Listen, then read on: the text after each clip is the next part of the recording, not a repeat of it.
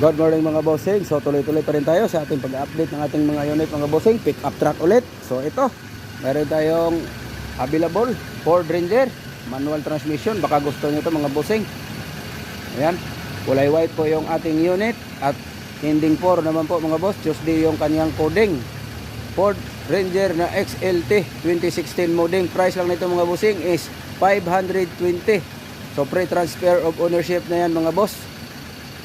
And then registration, kasama na po yan mga bossing, package na yan. So naghahanap ng manual naman ng gusto, ito available tayo, isang to.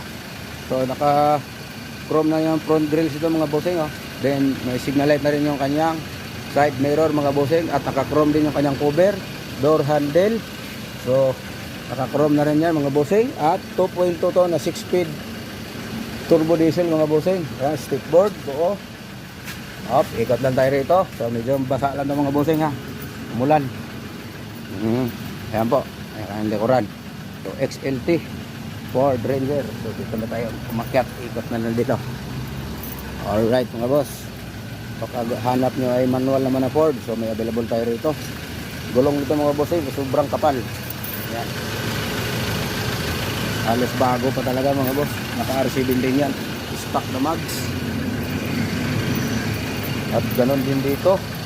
Ayan mga boss, sobrang kapal. And then dito. At yung reserva naman ito mga bossing, ayan, ilalim. Alright mga boss, pasok lang tayo sa kanyang interior. Ayan mga bossing, malamig aircon mga bossing. Gas and go na lang to mga bossing ha. Pagka gusto nyo po. At bababayingin pa natin ito mga bossing para kumintab pa talaga. Ayan po yung sikan raw. Ayan, manual transmission. Ayan. Huwag tayo ng konti. So, lamig aircon mga bossing. Baka naghahanap kayo ng manual transmission na Ford. Stock pa rin yung kanyang yung mga bossing, umusok-usok pa yung aircon, no? Malamig. So baba na tayo. Alright mga bossing, yan lamang po ha. Magandang araw sa ating lahat. At God bless po, bye bye.